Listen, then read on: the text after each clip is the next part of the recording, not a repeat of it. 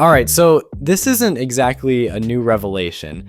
The Pixel 9a's design has been leaked plenty of times before. We've seen the back, we've talked about the back, and now this official render, it just confirms what we already knew. That nearly flush camera strip, yep, it's happening. Google's ditching the usual chunky bump, and honestly, it gives the phone a much sleeker, more uniform look. The rest of the design stays in line with what we expected. Flat back, flat sides, very Pixel 9-esque. But what is a bit of a surprise, those bezels, they're noticeably thicker than what we've seen on past Pixel phones, and let's be real, that's going to be a talking point.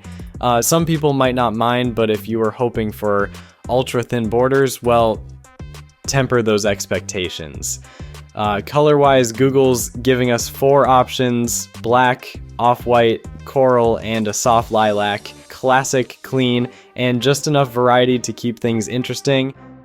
As for the cameras, it looks like the same dual lens setup as the Pixel 8a, same positioning, same layout, nothing wild.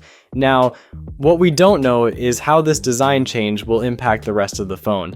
A thicker body seems likely to accommodate the internal hardware, but without hands-on comparisons, it's hard to say exactly how much bulk we're talking about. The good news?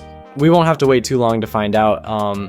If the rumors are right, the Pixel 9a should be launching around March 19th, 2025. So yeah, just a little more patience before we see if this redesign is a real upgrade or just a minor tweak. Catch you in the next one.